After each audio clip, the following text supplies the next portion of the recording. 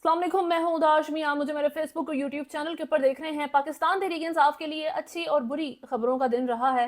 एक तरफ यूएसए की तरफ से फाइनली जवाब आ गया है पीटीआई को, जिन्होंने इतनी कोशिशें की थी, कंसर्न शो किए थे इन इलेक्शन धांधली से मुतल्लिक, प्रेस कॉन्फ्रेंसेस की थी। डोनाल्ड लू के ऊपर घेरा तंग होने जा रहा है, लेकिन क्या ये चीज़ इतनी ब्लैक एंड वाइट है? इसका क्या रिजल्ट निकलेगा, उसके ऊपर बात करेंगे। साथ साथ जो पेशावर हाई कोर्ट का फैसला आया है पाकिस्तान तहरीक इंसाफ की रिजर्व सीट से मुतल्लिक, शेर अफजल मरवत ने दो बड़ी गलतियां तस्लीम कर ली हैं, जिसकी वजह से उनके साथ ये सब मामला हो रहे हैं, जिसकी वजह से वो 80 से ज़्यादा सीट्स हार चुके हैं शेर अफजल मरवत के अकॉर्डिंग। वो गलतियां क्या हैं और किसकी वजह से वो पाकिस्तान तहरीक इंसाफ के अंदर फैसले किए गए थे, इसको एड्रेस करेंगे। नवाज शरीफ का जो इस वक्त एक सोल पर्पस ज़िंदगी का बना हुआ है, जो उनकी खुद की सियासत नहीं है, वो एक और रीज़न है, उसको देखेंगे। और सबसे इम्पोर्टेंटली जी, हमारी जो इलेक्शन कमीशन है, चीफ इलेक्शन कमिश्नर सिकंदर राजा साहब, उनके ऊपर एक इल्ज़ाम लगाया जाता है, और इससे पहले कि वो इल्ज़ाम क्लियर हो, उसकी क्लैरिफिकेशंस प्रॉपर तरीके से आए, वो मुल्क से बाहर चले जाते हैं, वो रशिया जा चुके हैं। इस सारी चीज़ पर बात करने से पहले अगर आपने चैनल को फॉलो नहीं किया हुआ तो सब्सक्राइब करें, वीडियो को लाइक एंड शेयर ज़रूर करें। तमाम खबरें जिनका भी मैंने आपके साथ जिक्र किया है आपस में इंटरकनेक्टेड नज़र आती हैं। सबसे पहले यूएसए की बात करते हैं, जिन्होंने फाइनली पाकिस्तान तहरीक इंसाफ की रिक्वेस्ट का और अपील का जवाब दे दिया है। अपेरेंटली जो इमरान खान के ऊपर मजालिम किए गए, पीटीआई के साथ जो मामला चले, साइफर केस आता है, इलेक्शन धांधली होती है, कोalition गवर्नमेंट आपके ऊपर इस वक्त फुल स्टैंडिंग में खड़ी कर दी जाती है। इस सारी चीज़ में एक नाम जो लिया गया वो डोनाल्ड लू का था। इमरान खान ने साइफर केस कंट्रोवर्सी में भी डोनाल्ड लू को ही जो है कल्प्रिट उनको करार दिया था। डोनाल्ड लू साहब assistant secretary of state for south and central Asian affairs हैं, 2021 से टॉप यूएस डिप्लोमेट हैं। अभी कांग्रेस की तरफ से उनको तलब कर लिया गया है, जहां पर उनसे अब सवाल जवाब किए जाएंगे। यूएसए की जो गवर्नमेंट है वो किसी एक बंदे के पास, किसी एक जो है इंस्टीट्यूशन के पास तमाम अथॉरिटी नहीं है, उसको डिवाइड कर दिया गया है, और उस सिस्टम को चेक्स एंड बैलेंस सिस्टम कहा जाता है। यानी कि ये तीन ब्रांचेज हैं, एक लेजिस्लेटिव, सेकंड है जी एग्जेक्टिव, और थर्ड जुडिशल ब्रांच। ये तीन डिवीजन ऑफ पावर के साथ गवर्नमेंट जो है यूएसए में रूल करती है, हमेशा से यही सिस्टम है। डोनाल्ड लू साहब एग्जेक्टिव ब्रांच के अंडर लाई करते हैं, यानी कि वो प्रेसिडेंट को जवाबदेह हैं, इस तरीके से वो कांग्रेस को अब जवाब देंगे। इस हेयरिंग का नाम है Pakistan after the elections examining the future of democracy in Pakistan and US Pakistan relationship. 20 मार्च को यानी कि बुध के दिन ये होने जा रही है।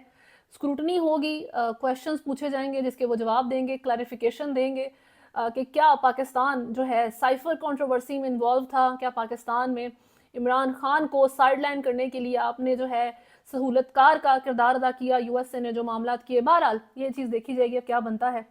कहा यही जा रहा है कि US finally PTI finally USA को घुटनों पर ले आई है, कि उनको जवाब देना पड़ा, उनको डोनाल्ड लू को जो है पकड़ना पड़ा है, उसकी हेयरिंग करनी पड़ी है। लेकिन ऐसी चीज़ों को मेरा ख्याल है सेलिब्रेट करने से पहले टाइमिंग को देखना बहुत ज़रूरी है, कि उसकी जो है वो बेनिफिशरी किस तरीके से निकलेंगे उस टाइमिंग के अकॉर्डिंग। अभी डोनाल्ड लू साहब जो हैं, मेरा ख्याल है इमरान खान के ऊपर तमाम मुसीबतों के पहाड़ टूटने की जो शुरुआत है वो साइफर केस से हुई थी, तो डोनाल्ड लू का नाम उसमें आता है। अगर ये कल्प्रिट साबित हो जाते हैं तो क्या इमरान खान को रिस्टोर कर देंगे इस तरीके से मामला? मेरा नहीं ख्याल पॉसिबल हैं। लेकिन दो पॉइंट ज़रूरी हैं। पहला ये कि आपके इलेक्शंस हो चुके हैं, इलेक्शंस के बाद आपकी जो गवर्नमेंट है वो स्ट्रॉन्ग स्टैंडिंग में आ चुकी है अपने तमाम प्रोसीजर्स को मुकम्मल करने के बाद। सिर्फ ये चीज़ यहाँ तक नहीं रुकती, क्योंकि एक बंदा ये एक्सपेक्ट करता है कि जी पाकिस्तान में वैसे ही गवर्नमेंट कहाँ पूरा अपना टेन्योर कर लेती है, प्राइम मिनिस्टर ने कौन से अपने वक्त पूरे करने होते हैं, और इस PDM2 के लिए तो यही एक्सपेक्टेशंस है कि ये साल डेढ़ में उतर जाएगी। लेकिन IMF के साथ इस गवर्नमेंट के ताल्लुकात बेहतरीन चल रहे हैं, ना खत का जवाब आता है, IMF ने बल्कि रिजेक्ट किया है इमरान खान के लेटर को कि हम नहीं एक्सेप्ट करते, हम किस्त देंगे, हम चाहते हैं कि पाकिस्तान स्टेबल हो। एक तरफ ये मामलात हैं, दूसरी तरफ ब्लूमबर्ग जो है आपके नए वजीर खजाना की तारीफें कर रहा है। मोहम्मद औरंगजेब साहब के बारे में वो कहता है कि जी यही बंदा है जो पाकिस्तान की मीशत को इस वक्त संभाल ले, स्टैंडिंग में ले आए, क्योंकि ये इतना टैलेंटेड है। इतना भरोसा पाकिस्तान के लोगों को नहीं है हमारे वजीर खजाना पे जितना ब्लूमबर्ग को है, जितना अमेरिका को है। एक तो ये पॉइंट हो जाता है। दूसरी तरफ जो आपके इलेक्शन कमिश्नर साहब हैं, जो मेरा ख्याल है पूरे माहौल के सेंटर ऑफ अटेंशन रहे हैं, इंतहा से ज़्यादा क्रिटिसिज्म उनके ऊपर हुआ, लेकिन उनको फ़र्क नहीं पड़ा।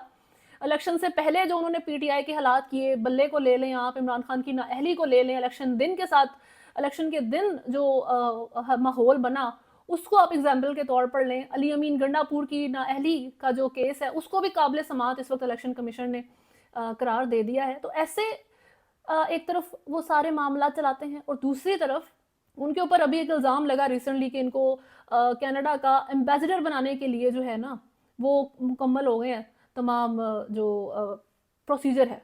ये उमर अयूब साहब ने बात की थी कि उनको ऐसी रिपोर्ट्स जो है वो प्रोवाइड हुई हैं, जिसके ऊपर ईसीपी तरदीद कर देता है कि ये तो बेबुनियाद खबरें हैं, ऐसा कुछ भी नहीं हुआ। ठीक है, ये चीज़ अपनी पूरी क्लैरिफिकेशन से पहले ही राजा साहब फ्लाई कर जाते हैं, रशिया चले जाते हैं। और रशिया, फनी बात मेरा ख्याल है ये इस पूरे साल की सबसे बड़ी आयरनी है कि इस वक्त आपके जो सिकंदर राजा साहब हैं रूस रवाना हुए हैं एक फॉरेन ऑब्जर्वर के तौर पे इलेक्शंस के। रशिया में इलेक्शंस होने जा रहे हैं और उन इलेक्शंस में 16 और 17 मार्च तक जो जारी रहेंगे, 15, 16, 17 मार्च 3 दिन तक ये वोटिंग का प्रोसेस चलना है और इसके लिए राजा साहब मुबस्सिर हैं। कमाल किस्म की ये आयरनी चलती है। तो आप खुद बेहतर अंदाज़ा लगा सकते हैं कि क्या इस वक्त यूएस से दोनों तरफ को खुश करने की कोशिश कर रहा है या फिर एक मेरा ख्याल है हड्डी डाल दी गई और आप खुश हो जाएं या जो भी मामला, या फिर अगर वो डोनाल्ड लू को जो मेरा नहीं ख्याल, ये इम्पॉसिबल चीज़ है कि वो डोनाल्ड लू को सैक्रिफिशियल गोट बनाए क्योंकि वो उनका एक डिप्लोमेट है, एक इम्पॉर्टेंट फिगर है, अपने बंदे के ऊपर तो कभी बात नहीं आने देंगे। तो पीटीआई खुश हो जाएगी कि चलो यार स्क्रूटनी का प्रोसेस तो हुआ, थोड़ा सा उसको पकड़ा तो गया, हमारी बात सुनी तो गई। लेकिन दूसरी तरफ आप देख लें गवर्नमेंट के साथ सब चीज़ ओके है, इलेक्शन कमिश्नर साहब क्या वो रूस में फॉरेन ऑब्जर्वर के तौर पर जा रहे हैं, तो किसको मसला आ रहा है इस वक्त? पीटीआई को ही मसला है स्टिल।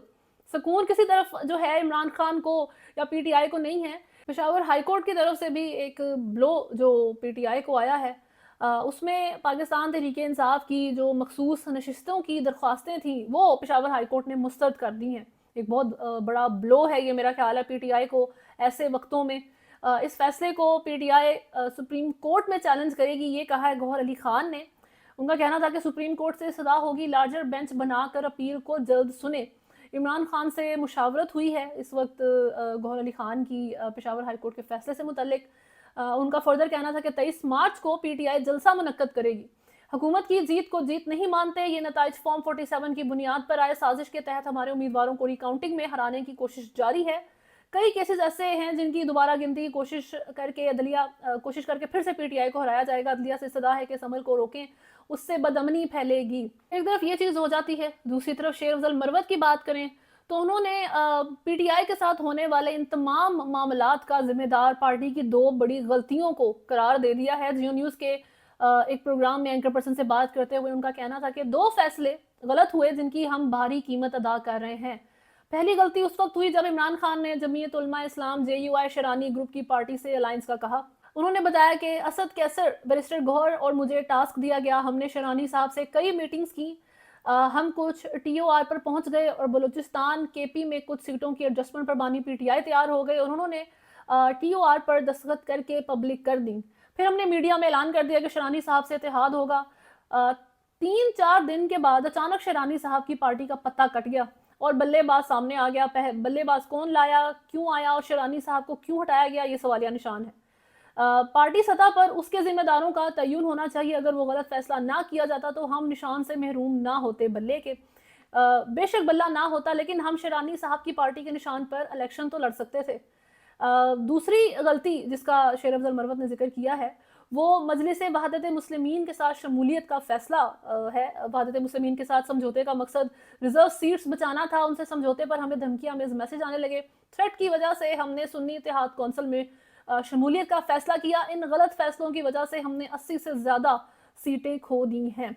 ये शेर अफजल मरवत कह रहे हैं और उन्होंने ये डिमांड की है कि पीटीआई के अंदर से जिन लोगों की वजह से, जिन लोगों के कहने पे ये फैसले हुए थे, उनका तयन किया जाए, फिर उन्हें पकड़ा जाए, फिर उनको जो है ना उसके अकॉर्डिंग सजा दी जाए। ये चीज़ वक्त ही बताएगी कि पीटीआई के साथ क्या मामलात होते हैं, उनके मसाइल बढ़ते हैं या ख़त्म होते हैं। ये रिकाउंटिंग जो हलकों की शुरू हुई है ये भी पीटीआई के लिए एक मसले से कम नहीं है क्योंकि ये चीज़ दोनों तरफ जा सकती है। हो सकता है कुछ सीट्स जो हारी है पीटीआई ने वो उनको जितवा दी जाए, लेकिन ज़्यादा चांसेस ये हैं कि शायद जो जीती हुई सीट्स हैं पीटीआई की, वैसे ही वो और ज़्यादा क्लेम करते हैं कि हम बहुत सी सीट्स जीते थे, हमसे ले ली गई हैं। तो उन जीती हुई सीट्स में भी उनको हरवा दिया जाए कुछ पर से। एक से तो उन्होंने पहले ही अभी हरवा दिया है पीटीआई को। बहरहाल अता तारड़ की बात करें, जिन्होंने कल पीटीआई के ऊपर इल्ज़ाम लगाया था कि जीएसपी प्लस स्टेटस ख़त्म करवाना चाहते हैं, ये यूरोपियन यूनियन को जो है दरख्वास्तें कर रहे हैं कि पाकिस्तान के साथ आप उनका स्टेटस ख़त्म करें। असद कैसर ने इसका जवाब देते हुए कहा है कि जी इनका दिमागी तवाज़ुन ख़राब है। अता तारड़ साहब जो हैं ये मैंडेट थीफ गवर्नमेंट का हिस्सा हैं, लेकिन इसका मतलब ये नहीं है कि हमारे ऊपर जो दिल आए वो बात करें। इस तरीके से उन्होंने इस चीज़ का जवाब दिया है, उसको कट डाउन कर दिया है। आखिर में नवाज़ शरीफ की बात करते हैं, जिनके बारे में मैंने जिक्र किया था कि उनका फोकस अपनी सियासत नहीं है, बल्कि सियासत इन जनरल है ही नहीं इस वक्त नवाज़ शरीफ का फोकस। उनका फोकस अपेरेंटली लगता है कि सिर्फ उनके बच्चे हैं। ख्वाजा आसिफ ने कल एक प्रोग्राम से गुफ्तगू करते हुए बताया था कि नवाज़ शरीफ उम्र के इस हिस्से में सिर्फ अपने बच्चों का सोच रहे हैं। इसी वजह से उन्होंने वज़ीर आज़म की कुर्सी के लिए कोशिशें करना मुनासिब नहीं समझा, बल्कि उनका फोकस ये था कि मरीम नवाज़ चीफ मिनिस्टर बन जाएं, और वो डिज़र्व भी करती हैं कि उनको पंजाब का चीफ मिनिस्टर बना दिया जाए अकॉर्डिंग टू ख्वाजा आसिफ। अभी हसन और हुसैन नवाज़ जो कि 2 दिन पहले लाहौर लैंड किए हैं लंदन से, नवाज़ शरीफ के ये बेटे हैं, बहुत 7 साल के बाद, 7 साल की जलावतनी काटने के बाद ये पाकिस्तान वापस पहुँचे हैं। नैब में इनका केस चल रहा है, एवन फील्ड केसेस से मुतल्लिक इनके ऊपर जो इल्ज़ामात हैं, उनको बहुत दफ़ा कोर्ट में तलब किया गया, लेकिन वो वहाँ नहीं पहुँचे। उसकी वजह से इनके वारंट जारी कर दिए गए थे। अभी अदालत में पेश होकर इन्होंने जो है जज साहब से दरख्वास्त की है कि इन केसेस की समाअत हो, और हमने कभी नहीं कहा कि हम पाकिस्तानी नहीं हैं, हम पाकिस्तान के सिटीज़न हैं। इस सारी गुफ्तगू के बाद बहरहाल जी कोर्ट ने उनको रिलीफ दे दिया है। उनके जो अरेस्ट वारंट्स थे वो सस्पेंड कर दिए हैं इस्लामाबाद ने। तो अकाउंटेबिलिटी कोर्ट जो इस्लामाबाद की है उसने, तो ये एक अच्छी न्यूज़ है जी। तो वही बात कि फोकस इस वक्त नवाज़ शरीफ साहब का ये है कि उनके जो बच्चे हैं वो सिक्योर हो जाएं। हसन नवाज़ के ऊपर जो इस वक्त केस, हसन और हुसैन नवाज़ दोनों के ऊपर जो इस वक्त केसेस हैं नैब की तरफ से दायर किए हुए, नवाज़ शरीफ साहब ने तो खुद को बचा लिया उन सबसे। अब वो अपने बच्चों को भी क्लियर करवाएंगे, पाकिस्तान में भी उनको स्ट्रॉन्ग करेंगे, लंदन में तो वो स्ट्रॉन्ग है ही। इस तरीके से जो है इस वक्त PMLN के जो कायद हैं वो मामला चला रहे हैं। मरीम नवाज़ भी सेट कर दी, बेटे भी सेट कर देंगे, बस पाकिस्तानी अवाम का फ्यूचर जो है वो अनसर्टन रहेगा। अभी तक के लिए न्यूज़ में इतना ही है। अगर आपने चैनल को फॉलो नहीं किया हुआ तो सब्सक्राइब करें, वीडियो को लाइक एंड शेयर ज़रूर करें। अल्लाह हाफ़िज़।